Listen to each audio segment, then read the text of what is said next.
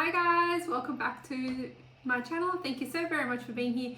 If you're new, my name is T. I make content on lifestyle, baking, makeup, pretty much anything that I'm enjoying at the moment. But if there's anything that you kind of would love to see, I'd love to hear your thoughts and comments below, and we can potentially explore that with you as well. In today's video, I thought it would be fun to kind of go through the most recent makeup launches that we've seen.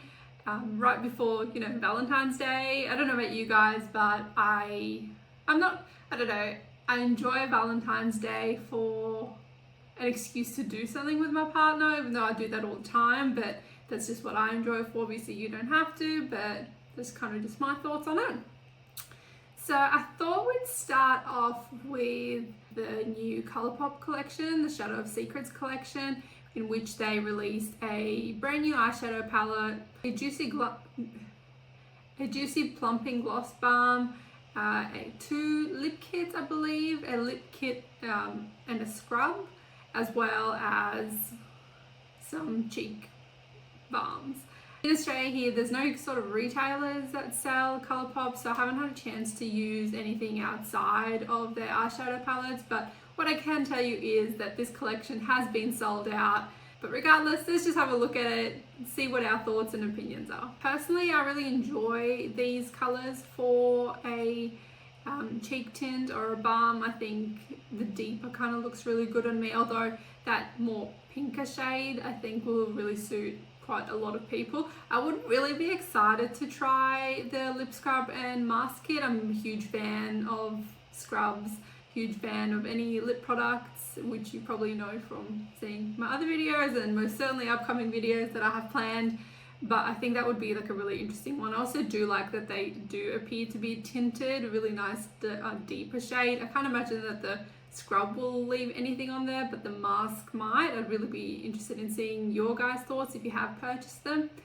Now, of course, we can't go past without talking about the lip kit. So 3 different colors, that cute little heart shape. We definitely have seen brands do that in the past, but I mean, it's Valentine's Day, so you're probably not going to put a circle.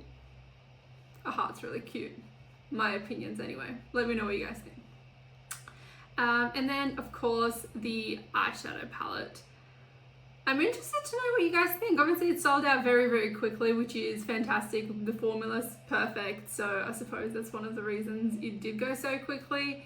But for me, these vampy kind of colors, they have been done before quite a lot. It really reminds me of sort of 2012 to 2016 color palettes, that moody, vampy, deep kind of shades. I think a lot of makeup is really moving towards lighter colors, more neutral palettes, not neutral in the sense of browns, but maybe more natural colors. So yeah, I'm interested that they went with this color palette. It's definitely a no for me. I am enjoying some of the shimmers there, but again, Urban Decay. So that's just my thoughts. I'd love to hear your opinions as well. Another collection that I would love to get my hands on, but trying not to make unnecessary purchases with makeup and skincare at the moment, is the Tom Ford collection. So their Rose Explode makeup collection. I mean, it's beautiful. The Rose Exposed Eye Quad, I really like it. I think it's, it's girly, it's fun, it's definitely, you can absolutely do glam colors with it. I love the imprint, you can't go past that. Those roses, beautiful. But I do wonder if those shimmers is just like a top coat, or is it the entire way through all the color, or is it just like a shimmer on the top? Because that would definitely be a disappointment, especially for that price point. And then of course those 2 little brushes that you get that you will never use because they're impractical. They're usually very pointy, and we normally have the brush sets that we like anyway. And then of course, if you're traveling and you didn't grab them, there's always the trusty finger, which does a great job. Or maybe that's just me, I don't know. You guys tell me.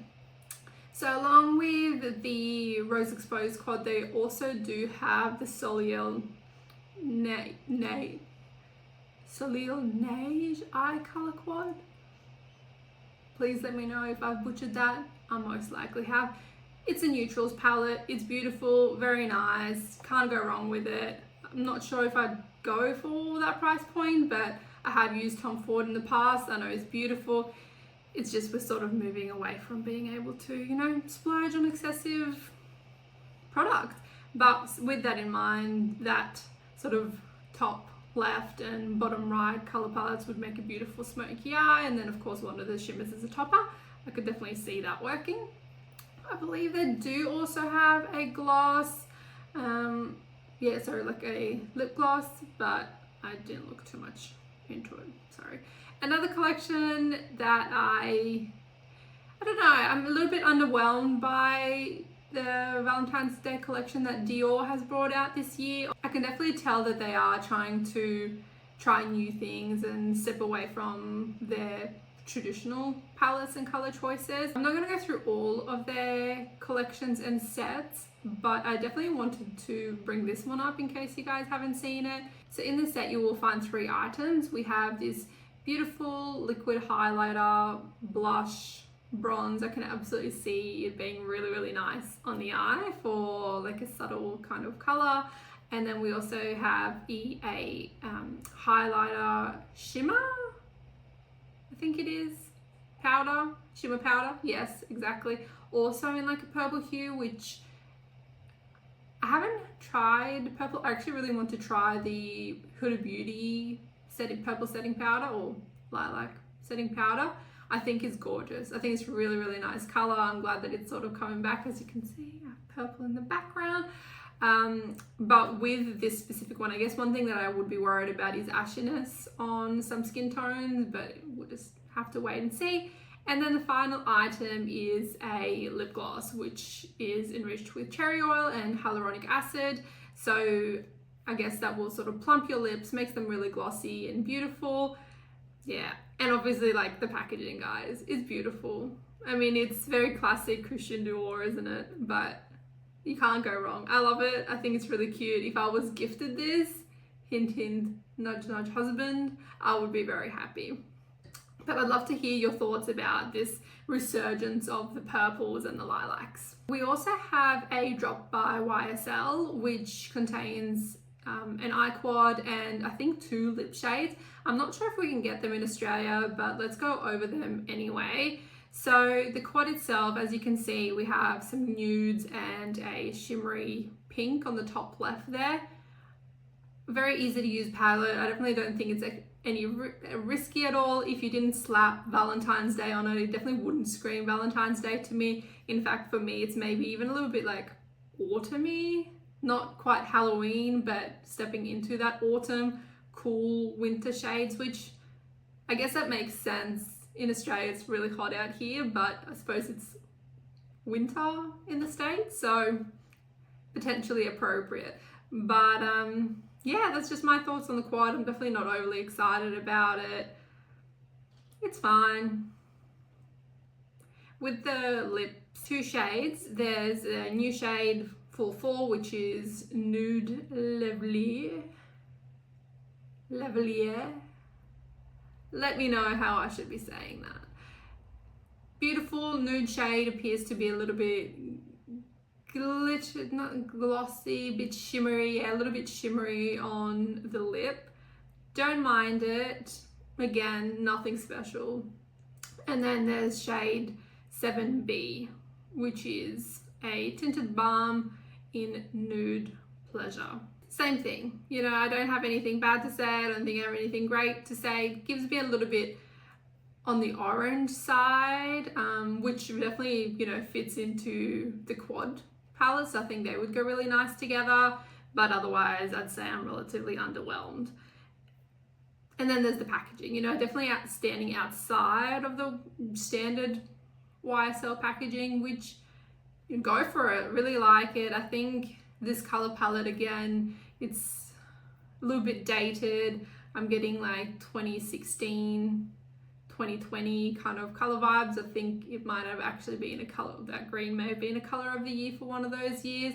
I'm not too sure. Let me know if you guys keep up with them. And then last but not least, we have the plastic palette by Blend Bunny Cosmetics. sitting at a really good price point, I feel, for a 12 pan eyeshadow these days. 56 Australian dollars, you can still get it. I like this color palette. It's definitely giving me more Valentine's Day than some of the other palettes. I love that little pop of bluey green, aqua, I suppose one could say, in the palette as well, like to give it just a little bit different range. You have a beautiful orange there too, and 2 sets of pinks, some deep reddy browns, and then of course a black. So I think this is a really versatile palette. You can take it with you, have one on the go, and thankfully it doesn't come with 2 tiny little brushes. I think in the life of this channel, you guys will see that those 2 tiny little sponge brushes, no, thank you. Keep them to yourselves and lower the prices of the palettes. So that's all I have at the moment for Valentine's Day 2025 palettes. If I have missed anything, please feel free to let me know. If there's anything really you guys are really excited about, also let me know. I love to hear your opinions.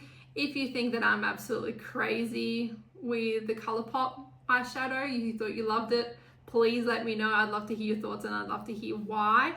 If there's going to be more launches coming out closer to, I suppose, at the end of the month or beginning of February, we'll try and make another video. But Valentine's Day is not usually a season where a whole bunch of products come in. Sometimes you get, an additional shade put up, I believe. Charlotte Tilbury may have added a highlighter shade, but I don't see that as an exclusive Valentine's Day drop per se. So if there is anything that I've missed that you think I really should have talked about, please let me know. I'd also love to hear about what you guys are doing for Valentine's Day this year.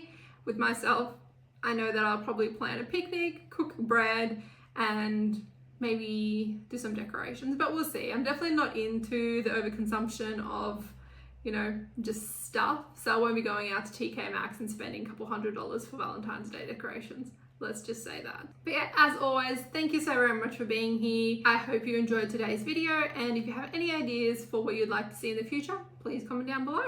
Otherwise, like and subscribe, and I'll see you in the next one. Bye.